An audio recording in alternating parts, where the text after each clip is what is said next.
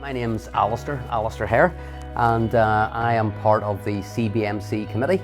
I'm the treasurer actually for CBMC. I'm married to Jo, that is spelt J-O, my wife, and we have 4 kids, 3 girls and a boy. So Jasmine 17, Connie 14, and have to think here, Izzy 11, and wee boy at the end, Theo, he's 9 years old. So have to say, love being married, love being a dad. It's really great, really rewarding, you know.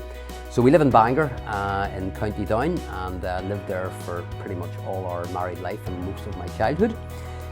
What else? I'm an electrical engineer by trade, and I'm the managing director of a company called Hanover Systems. We design and build electrical switchgear, control panels, that sort of thing. And I've been doing that since 2007. Last week we had Matthew Kennedy on, and he was talking about his claim to fame was that he was actually on the front page of the Belfast Telegraph. A number of weeks before that, Lisa Keys, same thing. She was on the front page of the Telegraph. So my claim to fame is, unfortunately, my face isn't as good looking as either of theirs. So I never got onto the front page, but my first ever job was delivering the Belfast Telegraph. So hard to imagine that I actually probably delivered the Belfast Telegraph that Lisa Keys was the front face of, her being that much older than me and all that sort of carry on, you know. So yes, that was my first job, was delivering the Belfast Telegraphs many years ago. £5.60 a week I got, and that's where my first job was. Most of the time I probably spend listening to myself and other people, and not enough time listening to God, get caught up on my own wee things. But something that did, I think it was one of my wee study I was having last week, and I was reading in 2 Timothy chapter 2, and just 2 verses I'll read.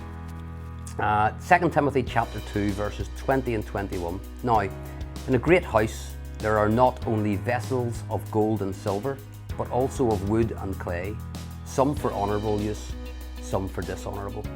Therefore, if anyone cleanses himself from what is dishonourable, he will be a vessel for honourable use, set apart as holy, useful for the master of the house.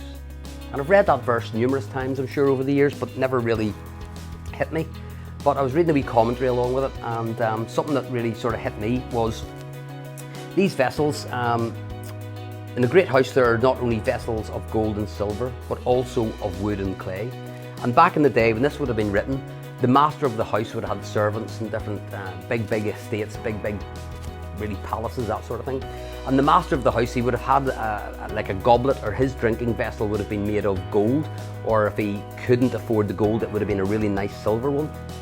And that showed a man's status by what he drank from at his banquet table. But the wine or the water, before it got into this vessel of gold or silver, it would have, if it was wine for instance, it would have been down in the cellar in a wooden cask. Nothing that you would have brought out in public. It was hidden away in the cellar of the house, and it would have been decanted from the cask. It would have been decanted into maybe a clay type goblet, or a clay type jug really, and from there then it would have been brought up into the kitchens and put into then maybe like a silver jug, something a bit more presentable to be brought into the banqueting room for the guests. So you wouldn't have brought the clay one into the guests, because that would have said a lot about the type of person or the wealth of that person. So each of the vessels has a use, each of the vessels has a purpose.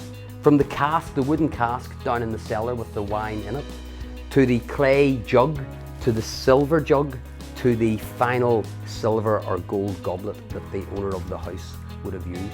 Each of the vessels had their own use, each of the vessels had a purpose.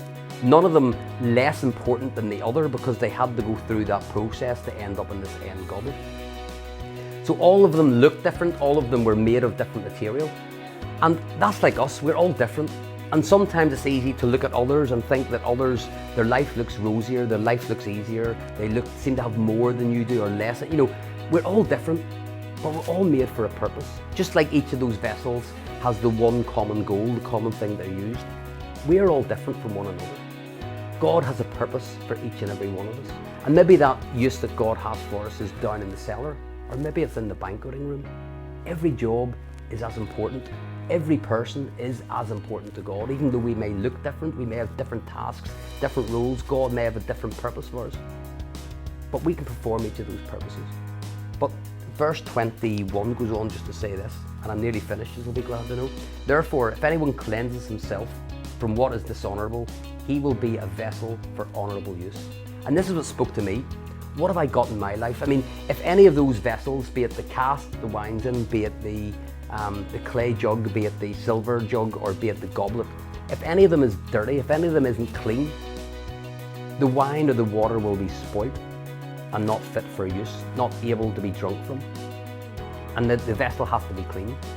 And that's what spoke to me. What can I do to cleanse the vessel, to make sure that I'm in a place where I'm listening to God, where God can speak to me? As I said before, what has God been saying to me? Most of the time I spend involved in my own things, busy with work, busy with family, or watching rubbish on TV. And God can't speak to me unless I give Him the time to do that. And it's when I spend time with God, it's when I spend time in God's Word and praying to God, that I hear things that God communicates with me. And that enables me to cleanse the vessel. That enables me to serve God. That enables me to try and get rid of some of the junk in my life and refocus on being pure.